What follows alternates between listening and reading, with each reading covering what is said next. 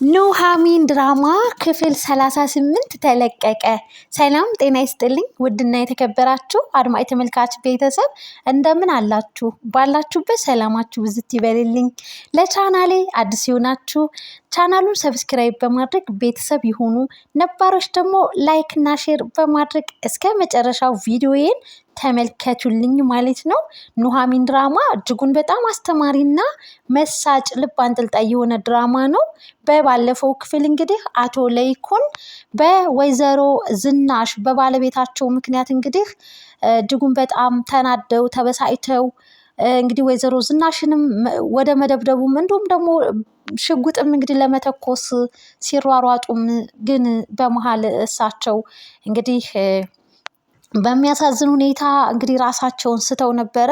ድርጊቱ እጅጉን በጣም የሚያሳዝን ነውና ምክንያቱም የኑሃሚን ልጅ እንግዲህ ለኑሃሚን ካላት ጥላቻ አንጻር እንግዲህ የኑሃሚን ልጅ እንግዲህ ወደዚህ ምድር ያልመጣው ልጅ እንግዲህ በዛው ደህና ሰንብት አስደርጊልኝ ብላ እንግዲህ ለወይዘሮ አስቴር ወይንም ለኑሃሚን እንጀራ እናት እንግዲህ መድኃኒት በመስጠት ወይዘሮ አስቴርም እንግዲህ ይህንን ጥሩ ቻንስ አገኘው ብላ ቪዲዮ ቀርጻት ነበርና በጣም በሚገርም ሁኔታ እንግዲህ ከኑሃሚንና ከአቶ ተሰማ ጋር እንግዲህ እርቀ ሰላም እንድታወርድም አስችሏታል ማለት ነው። ከወይዘሮ ዝናሽ እንግዲህ ብሯንም ላፍ አድርጋ እንዲሁም ደግሞ ቪዲዮም ቀርጻት እንግዲህ ከተሰማና ከኑሃሚን ጋር እርቀ ሰላም እንዲወርድ በጣም እንደተቀየሩ አድርጋ እንግዲህ እጅጉን በጣም ይህንን ጥሩ አጋጣሚ እድል እንግዲህ ተጠቅማ ከአቶ ተሰማ ጋር እናም ከኑሃሚን ጋር እንግዲህ ሰላምን አውርዳ አንድ ላይ ተቀላቅላ እንግዲህ መኖርን ቀጥለዋል ማለት ነው። ኑሃሚንም እንግዲህ የተስተካከሉና የተቀየሩ መስሏት እጅጉን በጣም እንግዲህ ትልቅ ስህተት ሰርታለች። ከነሱ ጋር በመስማማትና ይቅር በመባባል በመለወጣችሁ በጣም ደስ ብሎኛል በማለትም እንግዲህ ቤተሰብ አንድ ላይ ሰብሰብ ብለው ደስታቸውን እያበሰሩ ተመልክተናቸዋል። በሌላ በኩል ደግሞ አቶ ለይኩን እንግዲህ በጣም በሚያሳዝን ሁኔታ እንግዲህ የዳግም እጅ ላይ ነበርና ራሱን ስቶ የወደቀው ዳግም ከነ እናቱ እንግዲህ ሐኪም ቤት ነበረ ይዞ የሄደው ማለት ነው። በጣም ያስፈራና አስደንጋጭም ነበረ። ሊተርፍም ላይተርፍም ይችላል ተብሎ እንግዲህ በጣም በሚያሳዝንና በሚያስደነግጥ ሁኔታ ውስጥ ነበር ያሉት። እንግዲህ ለናሆምም ተደውሎለት ናሆምም ወደዛ ሐኪም ቤት አምርቶ እንግዲህ የአባቱን መንቃትና ለመንቃት በጉጉት ሲጠባበቁ ነበረ። ወይዘሮ ዝናሽም እንግዲህ ባደረገችው ነገር እንግዲህ ምን ይዋጠኝ እስክትል ድረስ በጣም ተጸጽታ በጣም በሚያሳዝን ሁኔታ እንግዲህ ተመልክተናታል ማለት ነው። ከቆይታ በኋላ ግን አቶ ለይኩን እንግዲህ ወደ ጤንነታቸው እንደተመለሱ ነገር ግን ምንም አይነት ነገር ስትረስ ምንም አይነት ነገር ጭቅጭቅ የሚባል ነገር እንግዲህ የሚረብሻቸውን ነገር በሙሉ እንዳያደርጉ እንግዲህ ራሳቸውን ጠብቀው መኖር እንዳለባቸው ዶክተሩ ከጥሩ ምክር ጋር እንግዲህ አቶ ለይኩን እንደነቃ ነበረ ያበሰሩት ማለት ነው።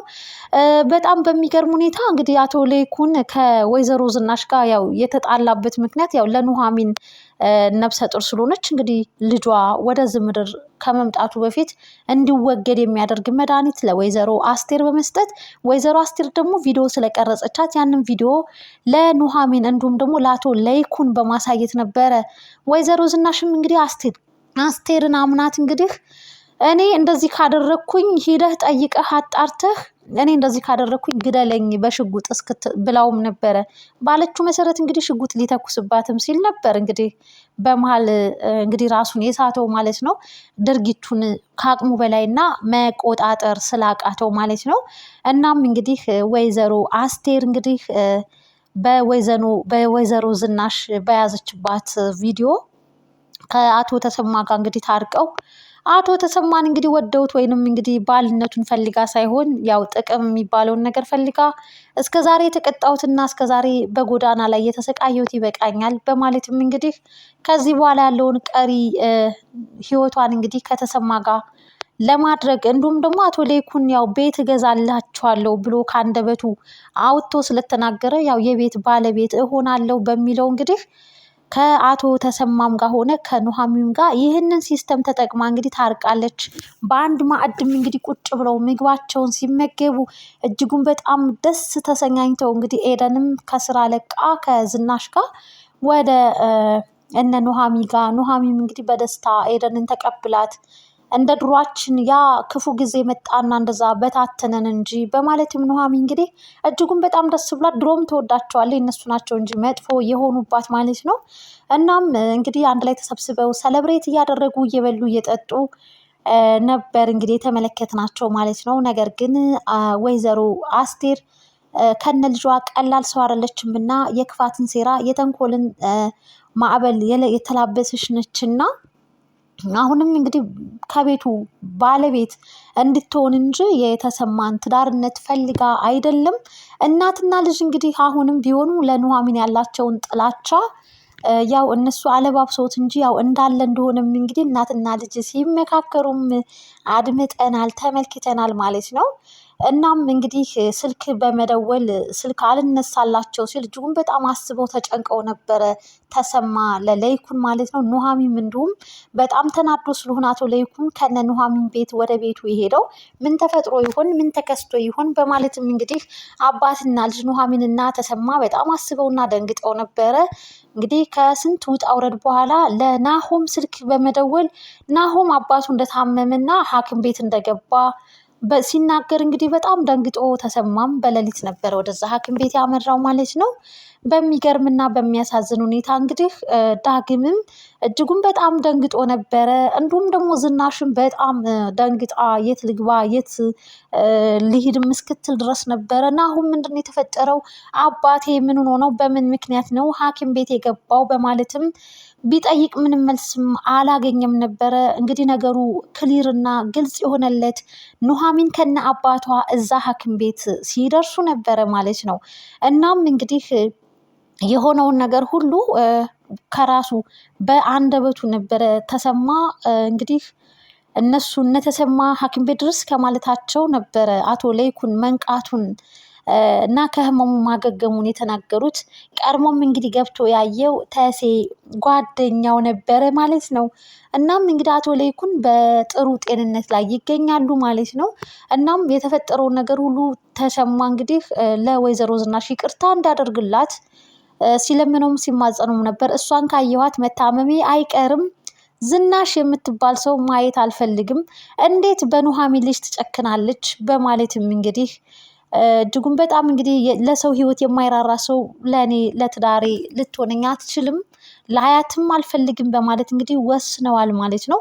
ይህንን ነገር እንግዲህ ናሆም ከአባቱና ከተሰማ ንግግር ያደምጣል ማለት ነው። ኑሐሚን እና ወይዘሮ ዝናሽም እንግዲህ በአንድ በኩል ማውራት ጀምረዋል። ኑሐሚን አሁንም ቢሆን ዳግም ልጅሽ መሆኑን ሚስጥርሽን እጠብቃለሁ፣ ነገር ግን አንዴ ጀምረሻልና ነገሩን ክሊር አርገሻ አዝጂ ተገላገይ እያለቻትም እየለመነቻትም እኔ ይቅር ብዬሻለሁ በማለትም እንግዲህ ኑሐሚን ብትነግራትም ወይዘሮ ዝናሽ ግን አሁን ላይ የኑሐሚን ነገር ግልጽ ሆኖ ይፋ ሆኖ ሁሉም ነገር ቢታወቅ ለኑሐሚን ያላት ጥላቻ ምን ያክል እንደሆነ ቢታወቅም እንዲሁም ደግሞ ዳግም ልጇ መሆኑን አስቀጥላ መናገር እንዳለባት ኑሐሚን ብትነግራትም አልተዋጠላትም ማለት ነው። እና የወይዘሮ ዝናሽ የትዳር ሁኔታ በጣም ያሳስባል ማለት ነው። ናሆምም እንግዲህ ዓይንሽን ላፈር ብሎ እናቱን በጣም ተጣልቷታል። ደግሞ እኔ ባለቤቴን ሚስቴን አምራንን ላምጣላለሁ፣ ኑሐሚን ልጅ ላይ እንደዚህ ያደረግሽ ነገ ጧት አምራን ላይስ እንደማታደርጊው በምን ማረጋገጫ አሳለኝ? በማለትም ምክንያቱም ኑሐሚን አትወጃትም አምራንንም አትወጃትም እና ነገ ጧት አምራንን የዚህ ጽዋ ተቋዳሽ ብታደርጊያትስ? በማለት ክፉኛ ከእናቱም ጋር እንግዲህ ሲጣላም ተመልክተናል ማለት ነው።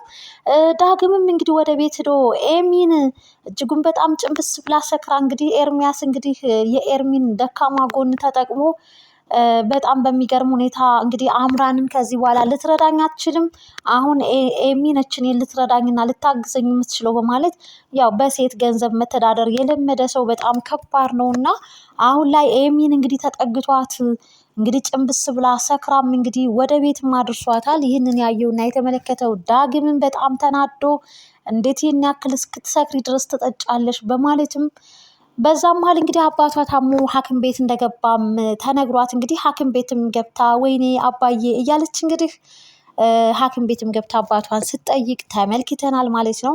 የት ሄደሽና የት ቆይተሽ ነው? አሁን ነው እንደምትሰሚው እያለ አባቷም እንግዲህ ዳግም ነበር የነገራትና በጣም በሚገርም ሁኔታ እሷም ያው ሐኪም ቤቱ ሂዳ አባቷን አይታለች ማለት ነው። ከዛ በፊት እንግዲህ ናሆም ስልክ ደጋግሞ ቢደውልላትም ልታነሳም ልትመልስም አልቻለችም ነበረ። ሞቅ ደመቅ ያለ እንግዲህ ጭፈራ ቤትም ስለነበረች ማለት ነው። እንግዲህ የወይዘሮ ዝናሽና የአቶ ለይኩን የትዳራቸው ሁኔታ ምን ይሆን? ይታረቁ ይሆን? በተሰማ ስም ተሰማ ስለለመነው እናም እንግዲህ ብዙ ወደፊት የምናያቸው አጓጊና ልብ አንጠልጣይ የሆኑ እንግዲህ አስተማሪ የሆነ ኑሐሚን ድራማ ነው። ውድና የተከበራችሁ አድማጭ ተመልካች ቤተሰብ ለዛሬ የነበረን ቆይታ ይህን ይመስል ነበር። በቀጣይ ክፍል እስክንገናኝ ቸር ሰንብቱ እያልኩኝ ባይ ባይ። ላይክ፣ ሼር፣ ሰብስክራይብ በማድረግ እንግዲህ ቻናሉን አበረታቱት ማለት ነው። አበረታቱኝ እንዳትረሱ። እናም እንግዲህ የኑሐሚን ድራማ ይህን ይመስል ነበረ። በቀጣይ ክፍል ደግሞ ምን ይከሰት ይሆን? አቶ ለይኩን ውሳኔያቸው ምን ይሆን? እስኪ በስተመጨረሻ የሚለውን ደግሞ አብረን የምናይ ይሆናል ማለት ነው። ለነበረን ጊዜ ለነበረን ቆይታ በጣም አመሰግናለሁ። ስለምታበረታቱኝም እጅጉን በጣም አድርጌ አመሰግናለሁ ማለት ነው። ውድ ቤተሰብ በቀጣይ ክፍል እስክንገናኝ ባይ ባይ፣ ቻው።